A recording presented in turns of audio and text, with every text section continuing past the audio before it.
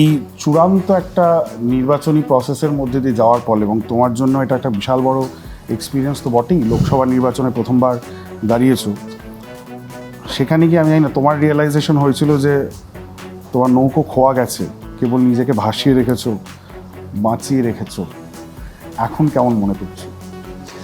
না, আসলে আমার জন্য তো এটা জীবনের প্রথম একটা রাজনৈতিক পরীক্ষা।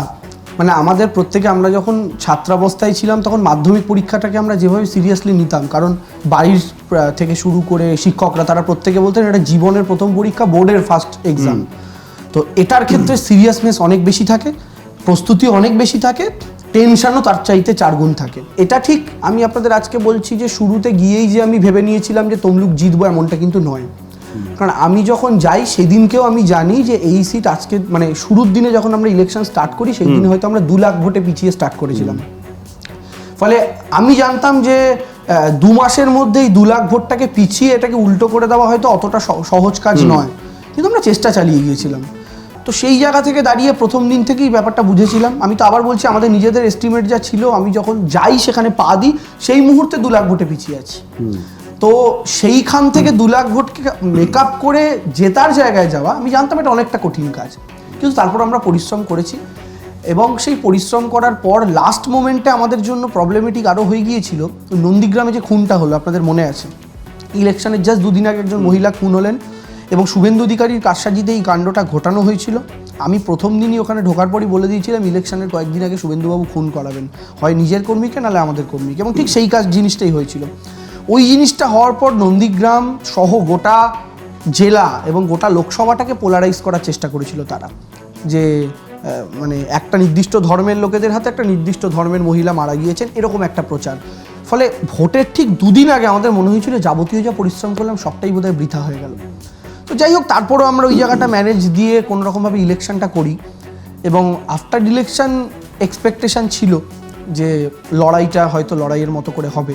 তো তার পরবর্তীকালে যখন ধরুন অন্যরকম কিছু ফলাফল হয়, তখন নিজেকে আমার ঠিক, যেগুলো আমি যেহেতু লেখালেখি একটু করতে ভালোবাসি, আমি সেইভাবেই ব্যাপারটাকে ইমাজিন করেছিলাম যে মানে আপনি একটা নৌকা করে কোথাও যাচ্ছেন এবং সেই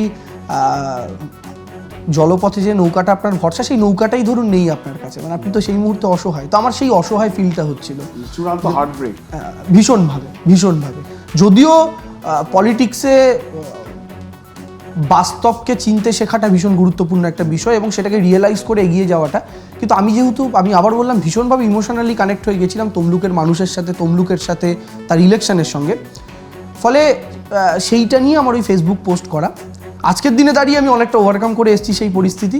আমি বাগদা উপনির্বাচনের প্রচারেও গিয়েছিলাম। ফলে সেই জায়গা থেকে দাঁড়িয়ে এই মুহূর্তে দাঁড়িয়ে অনেকটা রিল্যাক্স। 2021 আমার স্পষ্ট মনে আছে দেবাংশু, 2021 নির্বাচনের আগে একটা চূড়ান্ত এক্সপেকটেশন ছিল দেবাংশু ভট্টাচার্য যে এবারে হয়তো টিকিট পাওয়া যাবে একটা যুব মুখ হিসাবে।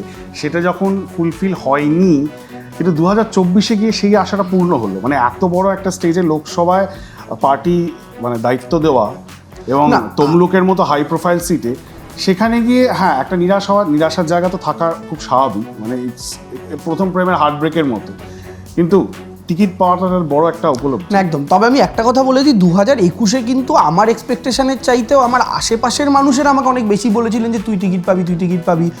এবং সংবাদ মাধ্যমে বহু জায়গাতে খবরে দেখেছিলাম যে এই সিট থেকে দেবাংশু টিকিট পেতে পারে।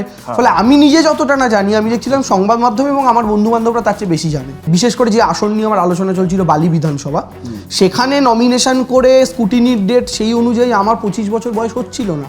ফলে আমার টিকিট পাওয়া তো প্র্যাকটিক্যালি পসিবল ছিল না, তো কোনো মতেই সেটা সম্ভবপর ছিল না। কিন্তু আমি এটা কখনো এক্সপেক্ট করতে পারিনি, বা যদি বলেন লোকসভা নির্বাচনের মতো একটা বৃহত্তর নির্বাচনে যে ছেলেটা একটা ক্লাব ইলেকশনও লড়েনি আজ অব্দি, তাকে এত বড় একটা ইলেকশনে পার্টি সুযোগ দেবে এবং একটা রুলিং পার্টি পশ্চিমবঙ্গে রুল করছে, ভারতবর্ষের 3য় বৃহত্তম রাজনৈতিক দল। সেই রাজনৈতিক দল একটা 28 বছরের ছেলে, যার পলিটিক্যাল কোনো ব্যাকগ্রাউন্ড নেই, যার পারিবারিক কোনো ব্যাকগ্রাউন্ড নেই, যার মামা কাকা দাদা মা বাবা কেউ রাজনীতির সঙ্গে যুক্ত নয়, এরকম একটা ছেলে যে সোশ্যাল মিডিয়ার অ্যাক্টিভিটি থেকে যার পরিচিতি হওয়া শুরু, তাকে তুলে এনে এত বড় একটা জায়গাতে দেবে, এটা তৃণমূল কংগ্রেস বলেই সম্ভব। আমি যদি বিজেপি, কংগ্রেস বা অন্য কোনো রাজনৈতিক দল করতাম, আমার পকেটে যদি কোটি টাকার জোর না থাকতো, আমি এই টিকিটটা পেতে পারতাম না। কিন্তু তমলুক নিয়ে কোনো রিজার্ভেশন ছিল? মানে অনেকে তো বলছেন যে দেবাংশু একটা ইয়াং ছেলে, কিন্তু তাকে এরকম একটা কঠিন চ্যালেঞ্জ, অনেকে বলছেন বাঘের মুখে ফেলে দেওয়া। সেই জায়গায় দাঁড়িয়ে তুমি লড়াই দিয়েছো, অসাধারণ লড়াই দিয়েছো, 43% ভোট শেয়ার। মমতা বন্দ্যোপাধ্যায়কে কি যাদবপুরে 6,80,000 বাঘের মুখে ফেলা হয়নি? মমতা বন্দ্যোপাধ্যায়কে যাদবপুরে বাঘের মুখে ফেলা হয়নি? এটাকে আপনি বাঘের মুখে ফেলাও ভাবতে পারেন, অথবা একটা বড় অপরচুনিটি দেওয়া মনে করতে পারেন। যে তুমি কিভাবে দেখছো? এই লড়াইটা তুমি তুমি দেখেছিলে কিভাবে? মানে না, তোমার পছন্দের তালিকায় আমার কাছে এক্সপেকটেশন কি অন্য কিছু ছিল, যে তুমি তোমার জেলা সত্যি কথা বলি। আশেপাশে? দেখো, আমি একটা সত্যি কথা বলি, যে কোনো মানুষকে যদি তার অভ্যেসের গণ্ডির মধ্যে রাখা হয়, মানুষ তার কমফর্ট জোনের মধ্যে থাকতেই সবচেয়ে বেশি ভালোবাসে। এটা খুব ন্যাচারাল একটা ব্যাপার। কমফর্ট জোনের বাইরে বেরোতে মানুষ মাত্রই অসুবিধা হয়, কিন্তু আমি সেটা ভেঙে বেরোতে চেয়েছিলাম, আমার কোনো আপত্তি ছিল না। আমি তো লোকসভা ইলেকশনে টিকিট পাবো এটার এক্সপেকটেশনই তো আমার ছিল না। সেই জায়গায় দাঁড়িয়ে তমলুক দিক আর দার্জিলিং দিক, কিংবা হাওড়া দিক বা হুগলি দিক, আমার কাছে টিকিটেরই এক্সপেকটেশন ছিল না।